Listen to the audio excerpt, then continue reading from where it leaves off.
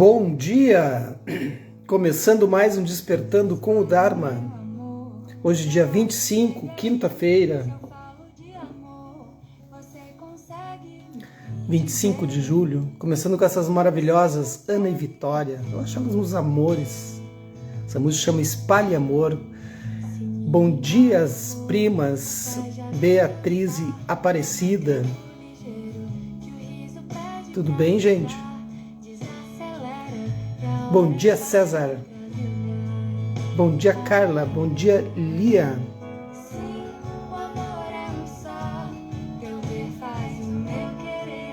Drio, bom dia. Elas são muito queridas, né? A Vitória, então, nossa. Bom dia, Ângela.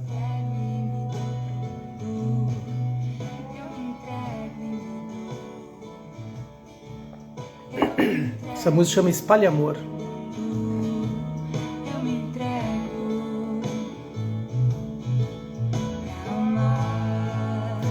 Espalhe Amor. Bom dia, Stanley. Bom dia, Nega.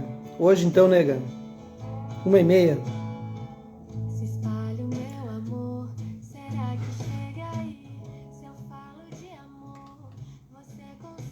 Bom dia, Pati Japiaçu. Rosali Sombrio, como vai?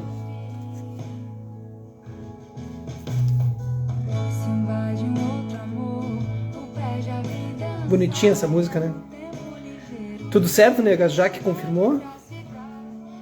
Nós estamos combinando café aqui. Hoje tem cafezinho com as amigas. Imagina, as minhas amigas foram minhas primeiras alunas.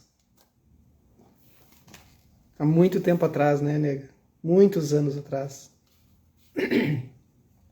Estão tudo já despertas, estão todas elas já se iluminaram. Música fofa, né, Paty? Ah, Ana Vitória. Ah, Ana e a Vitória, Ana Vitória. São maravilhosas. Eu acho elas surpreendentes, assim. Tem aquele poema que a Vitória narra, né? Vocês já viram? Não Sinto Falta. Pá, aquilo é sensacional, assim. Sensacional. Bom dia. Quem mais entrou ali? A Cláudia, bom dia. Foram as cobaias. Vocês lembram vocês já ouviram o poema que a Vitória narra? Eu não sinto falta. Eu sinto medo, eu sinto desejo, uma coisa assim. É maravilhoso. É algo assim de tu ouvir ajoelhado. Bom dia, Ana Tereza. Quem já ouviu, levanta a mão aí, quero saber. Senão procurem. Ah, tadinha dela, foram cobaias. Eu era mais radical quando eu comecei a dar aula. Hoje eu levo mais de boa, mas eu judiava do pessoal. Bom dia, Fran. Então vamos lá. Thich Nhat Hanh, editora Bodh Gaya, seguindo as pegadas do Buda, velho caminho, nuvens brancas. Então, lembrando que o Buda tinha saído caminhar, né? E pegou fogo lá na tenda que ele estava. E o Uruvela, não, Kasyapa, o Uruvela Kasyapa, estava preocupado. Pô, morreu, né? Mas ele não. Aí o Buda chega ali do lado dele, diz, estou aqui. Lembraram? Vamos lá. Siddhartha sabia que naquele dia Uruvela Kasyapa daria um discurso. E que além dos seus 500 discípulos, pelo menos outros 1000 ocorreriam dos vilarejos vizinhos. A palestra ocorreria após a refeição do meio-dia. Tendo a sensação de que sua presença durante o discurso pudesse causar algum desconforto para Kasyapa, o Buda preferiu ir mendigar na vila. Após ter recebido oferendas de alimentos, andou até o Lago de Lótus. Fez sua refeição e aproveitou a tarde inteira naquele lugar aprazível. No entardecer, Kasyapa veio atrás dele. Quando o encontrou no lago, disse, amigo Gotama, nós o esperamos ao meio-dia, porém você não apareceu, por que não se juntou a nós? O Buda respondeu que preferia ausentar-se. Por que não quis assistir à palestra? Perguntou Uruvela Kasyapa. O Buda apenas sorriu gentilmente. O Brahmane não disse mais nada. Ele sabia que o jovem monge havia lido os seus pensamentos. Como Gotama era educado e respeitoso. Ele não quis tirar a atenção, né, do líder ali da turma. Né? Isso não é adequado. Eles se sentaram junto ao lago para conversarem. Kasyapa falou: ontem você afirmou que a presença da folha resultava da junção de diversas condições. Você disse que humanos também existem apenas devido à reunião de muitas outras condições. Quando tais condições cessam, porém, para onde o eu vai? Grande pergunta, né? Kasyapa não era bobo. O Buda respondeu: por um longo tempo, os seres humanos têm se deixado enganar pela armadilha do conceito de Atman. Então aqui ele dá uma voadeira nos Vedas. Então quem é aí seguidor dos Vedas, né, o budismo vem e rompe. Aí tem até uma turma que não gosta do budismo, assim, por causa disso. Ah, lá vem os budinhas. Né? Já ouvi isso, assim, de um Vedanta, assim, de um seguidor do Veda. Famoso, assim, muito famoso. Famoso no Brasil. Me falou, lá vem o budinha. Então tem essa briguinha. Não vou dizer o nome aqui para não ficar chato. Não, brincadeira. Né? Não é tão brincadeira assim. E aí é óbvio que eu respondi, né? Os caras estão presos ainda, uma estrutura totalmente arcaica. Nós temos acreditado, aí ele diz, no conceito de Atman, o conceito de um eu eterno e separado. Nós temos acreditado que quando o nosso corpo morre, este eu continua a existir e busca reunir-se com sua fonte ou Brahma. Contudo, amigo Kasyapa, esta é uma incompreensão fundamental, a qual causou desvio de incontáveis gerações. Você deve saber, amigo Kasyapa, que todas as coisas existem devido à interdependência. E todas as coisas cessam devido à interdependência. Isto é porque aquilo é. Isto não é porque aquilo não é. Isto nasce porque aquilo nasce. Isto morre porque aquilo morre. Então essa é uma clássica fala do Buda, né, sobre a originação interdependente. Isto eu vou repetir. Isto é porque aquilo é. Isto não é porque aquilo não é. Isto nasce porque aquilo nasce. Isto morre porque aquilo morre. Esta é a maravilhosa lei da originação interdependente, que descobri durante minha meditação. Em verdade, não há nada que existe separada e eternamente. Então aqui ele está falando sobre vacuidade, quando ele diz isso. Que as coisas são vacuosas, são vazias de uma existência por si só. Chegou o boneco Carlão, sensacional, como é que tá aí? Tudo certo, gente? Pessoal lá de Canela, bonequeiros. Muito legal. Olha aí a Beth, sensacional, grande artista, absurdamente um artista, assim. Casal de artistas, amigo, queridos e super talentosos, assim. Sigam ali o boneco Carlão. Não há eu ou si mesmo, quer seja superior ou inferior. Colegas, ali, ó, botou ali, bom dia, Gerson, colegas da live. Não há eu ou si mesmo. Aí o Kasyapa diz, não há eu ou si mesmo, quer seja superior ou inferior. Kasyapa, você meditou acerca do seu corpo. Sensações, percepções, formações mentais e consciência. Então ele está falando dos 5 skandhas aqui, né? Se ele meditou sobre o corpo, se ele meditou sobre as percepções, sensações, formações mentais e consciência, aí o Buda vai, já vou dar um spoiler, o Buda vai dizer, tu deixou alguma coisa permanente ali? Elas estão o tempo todo se movimentando. Uma pessoa é feita desses 5 agregados. Eles são rios sempre mutáveis, nos quais não se pode encontrar um único elemento permanente. Então, se vocês estudarem o Sutra do Coração, tá? Já vai ter uma dica sobre isso. O Sutra do Coração, ele é complexo se tu for pegar lá um lado complexo, mas se tu pegar um livrinho do Thich Nhat Hanh, por exemplo, que tem da editora Bodh Gaya sobre o Sutra do Coração, é bem simples, assim, bem direto, assim, ele vai falar de uma forma bem acessível. Anotaram aí o Sutra do Coração. Uruvela Kasyapa permaneceu em silêncio por um longo tempo, então perguntou: poder-se-ia dizer que você está a ensinar a doutrina do não ser? Kasyapa é muito rápido. O Buda sacudiu a cabeça, sorriu e sacudiu a cabeça. Não, o conceito de não ser é uma visão estreita dentro de uma floresta de visões estreitas. Então o que ele está querendo dizer aqui? O Kasyapa é muito rápido, porque ele quer dar uma pegadinha no Buda. Né? O conceito de não ser é a aniquilação do ser, né? A abhava. Né? Então, a não existência. E o Buda vai chegar e vai ensinar para ele, não, tem o caminho do meio. Tá? A não existência e ainda o niilismo, né? De a não existência e o eternalismo. Né? De as coisas são para sempre. E o Buda chega no caminho do meio. Nem niilismo, nem eternalismo. Né? Aí o Kasyapa pergunta, então tu está ensinando a doutrina do não ser? Aí o Buda sorriu porque ele sacou, né? Disse, não, ele é esperto.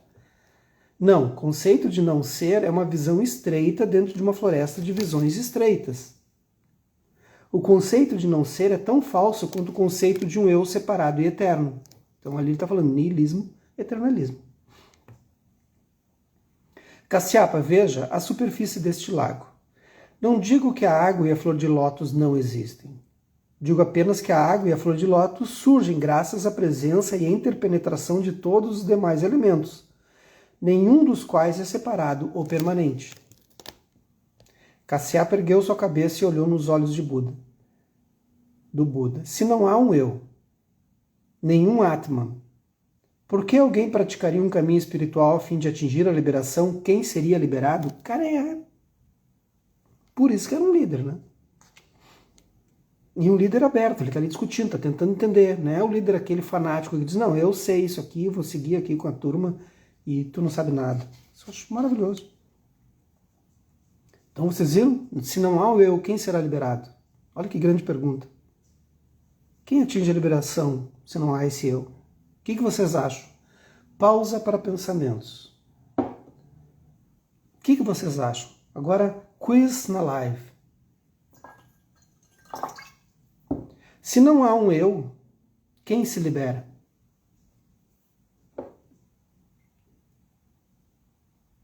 Momento de silêncio. As pessoas estão fazendo de conta, estão fazendo café, não querem responder. Acho que eu vou parar por aqui, daí amanhã eu respondo.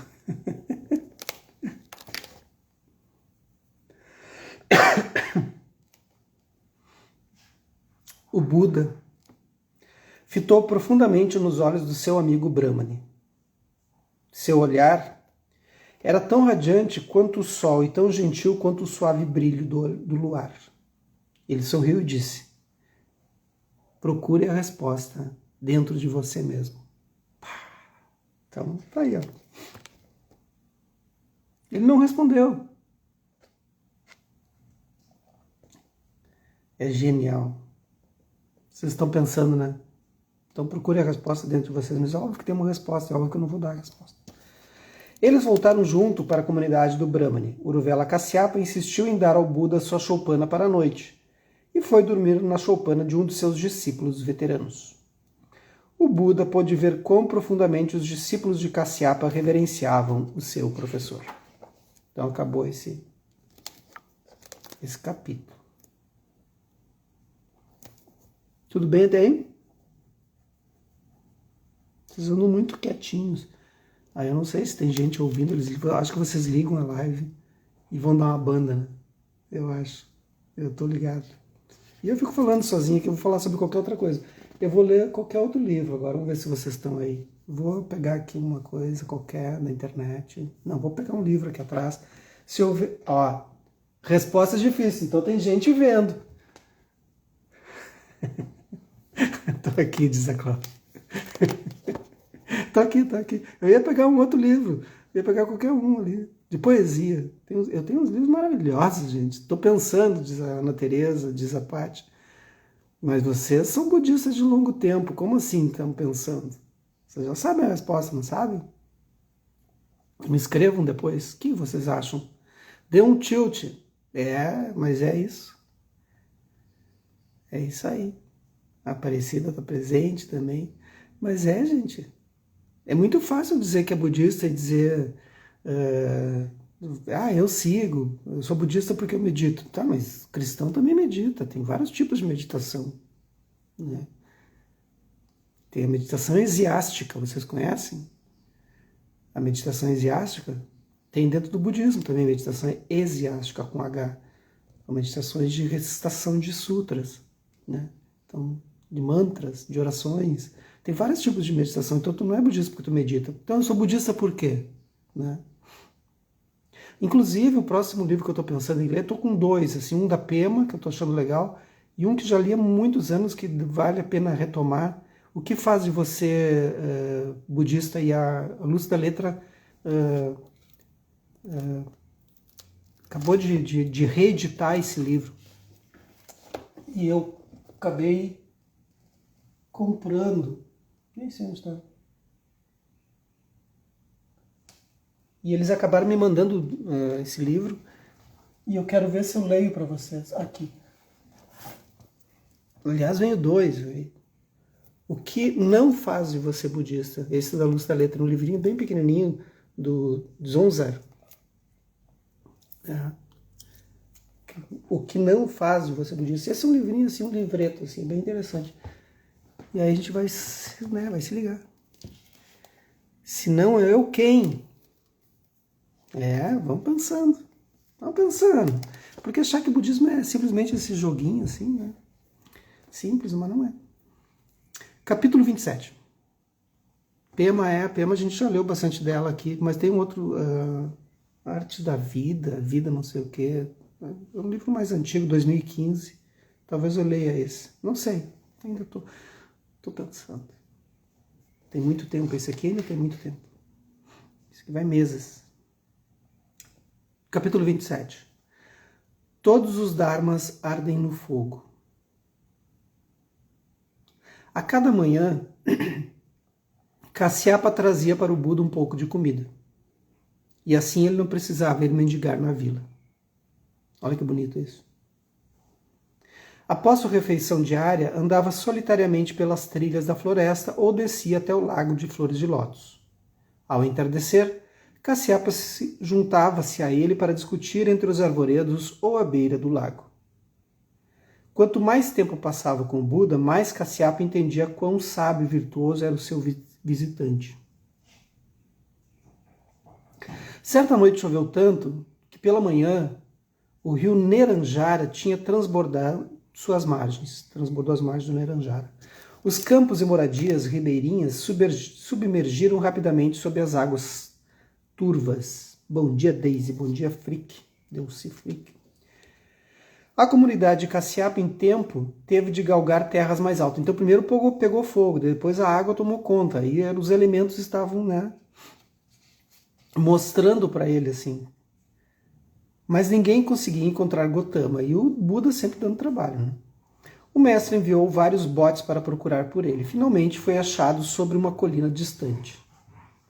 A água baixou tão rapidamente quanto tinha subido. Na manhã seguinte, o Buda pegou sua tigela de mendigar e desceu até a vila para ver como os moradores se viram com a enchente. Por sorte, ninguém havia se afogado. As pessoas lhe contaram porque não possuírem muitas posses, a inundação não os havia roubado em muita coisa. Os discípulos de Kasyapa iniciaram a reconstrução do Santuário do Fogo, que tinha sido destruído pelas labaredas, e reergueram suas choupanas, que haviam sido levadas pela enchente. Então a margem do rio Neranjara é a mesma margem do rio Taquari, que aqui quando não acontece uma coisa, acontece outra. Uma tarde, enquanto o Buda e Kasyapa conversavam ao longo das margens do Neranjara, o Brahmane disse: Gotama, outro dia você falou sobre a meditação do corpo, sensações, percepções, formações mentais e consciência. Tenho praticado tal meditação e começo a compreender como as sensações e percepções determinam a qualidade de vida de uma pessoa. Eu também vejo que não há elemento permanente a ser encontrado em qualquer desses 5 rios. Posso ver que a crença em um eu independente e separado é falsa. Ainda não compreendi, todavia, por que alguém seguiria um caminho espiritual se não há um eu ou si mesmo. Quem seria liberto? E aí? Ele está na mesma vibe que vocês aí, ó. O Buda perguntou: Kasyapa, você aceita que o sofrimento seja uma verdade? Sim, Gotama, aceito que o sofrimento seja uma verdade. Então o sofrimento existe. Você crê que o sofrimento tenha causas? Ele está lançando as 4 nobres verdades, né? Sim, aceito que o sofrimento tem causas. A causa é a ignorância, né? Kasyapa, quando as causas do sofrimento estão presentes, o sofrimento está presente. Quando as causas do sofrimento são removidas, o sofrimento também é removido. A causa do sofrimento é a ignorância. O modo falso de olhar a realidade. Tem muito por aí, né, gente? Tá lotado. Pensar que o impermanente é permanente. Então, olha as causas. O modo falso de olhar a realidade. Pensar que o impermanente é permanente. Isso é ignorância. Pensar que há um eu quando não há, isso é ignorância. Da ignorância nasce o apego. A raiva, o medo, a inveja e incontáveis outros sofrimentos. Então o Buda está dando a real para ele. Ó. Dos 5 skandhas, quando tu não entende que as coisas são impermanentes e aí tu te conecta, quer dizer, tu te fixa e diz que elas são permanentes, tu pode criar apego por aquilo, aversão, ou raiva, ou medo, ou desejo, né? E aí tu cria um ciclo chamado, qual é o ciclo? Samsara. Aí ele vai dizer, o caminho da liberação é o caminho de olhar profundamente para as coisas a fim de verdadeiramente perceber a natureza da impermanência, a ausência de um eu, anatman, e de um eu autoexistente e a interdependência de todas as coisas, a vacuidade. Este caminho é aquele capaz de eliminar a ignorância. Então ele está falando ali de anicca, anatta e dukkha. Anicca, impermanência, anatta, não eu, e dukkha, sofrimento. Uma vez que a ignorância seja superada, o sofrimento é transcendido. Isto é a verdadeira liberação. Não há necessidade de um eu para haver liberação. Sacaram? Porque, gente, agora vou inserir uma palavra aqui, Rigpa, consciência liberta, não tem um eu. Pá!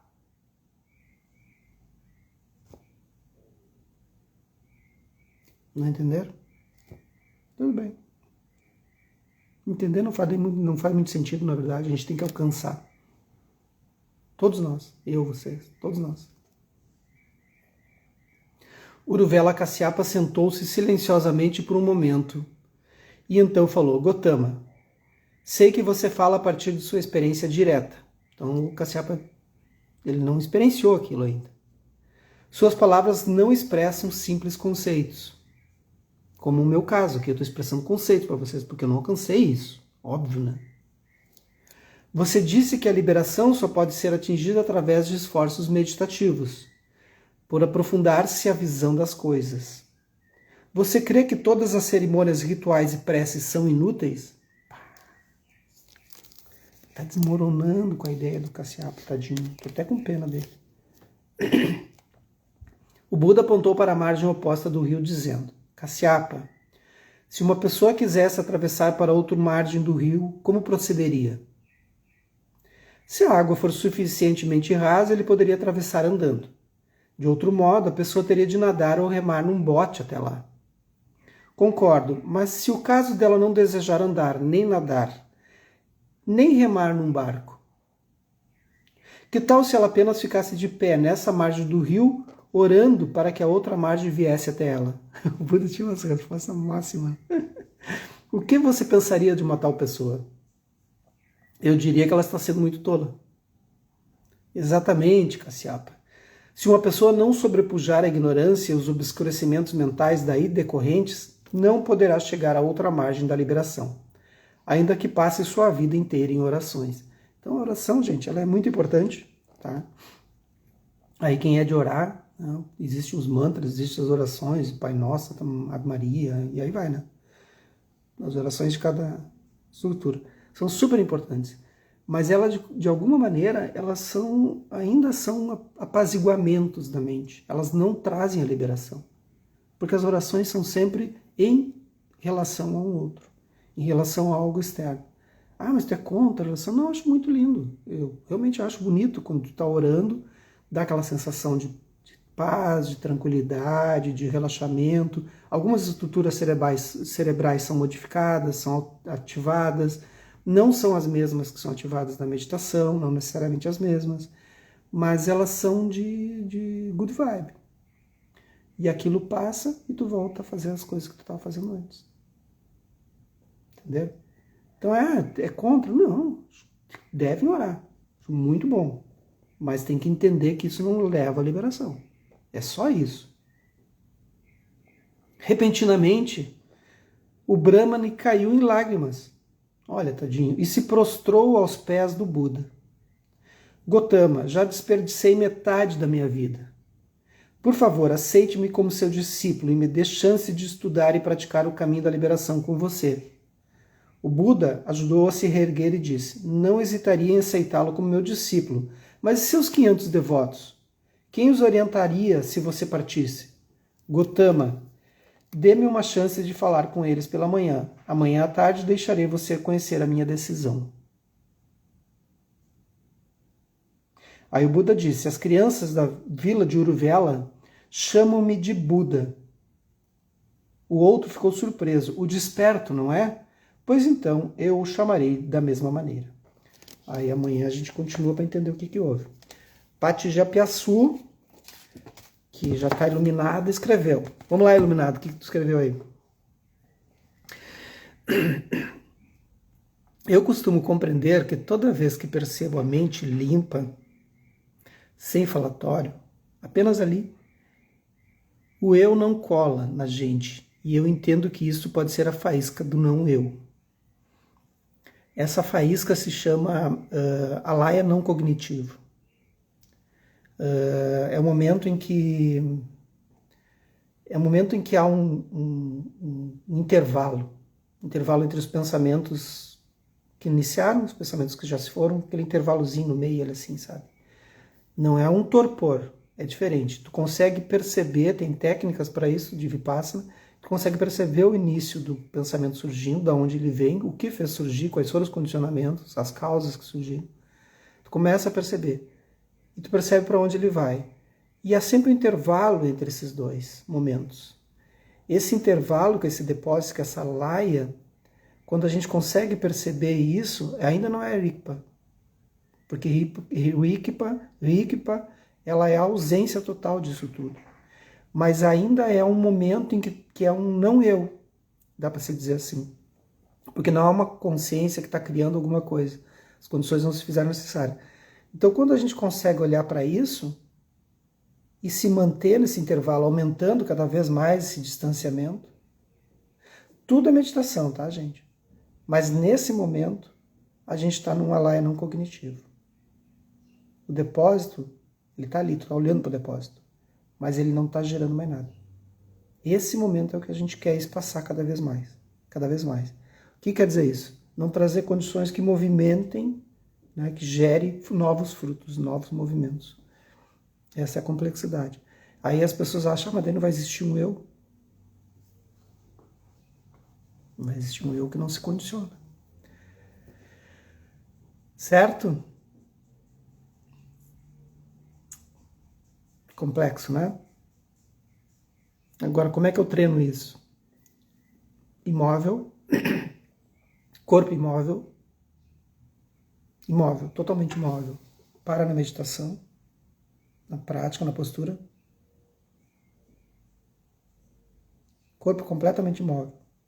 Se o corpo está imóvel, os pensamentos começam a diminuir. Mente imóvel. e foco. Esse é o início de tudo. Quando eu movimento o corpo, o que faz movimentar o corpo? Aí tu vê aquele condicionamento surgindo. Quando esse condicionamento surge, que movimentou o corpo, surge um eu, de apego ou aversão. Aí tu vê aquele apego ou aversão surgindo. E aí tu começa a não fazer mais movimentos, nem de mente, nem de corpo. E esse eu vai se desfacelando. Ok? Que os méritos dessa nossa prática, desse nosso encontro, se expandam e toquem a todos e que nós possamos nos tornar um caminho iluminado. Bom dia e até amanhã, sexta-feira.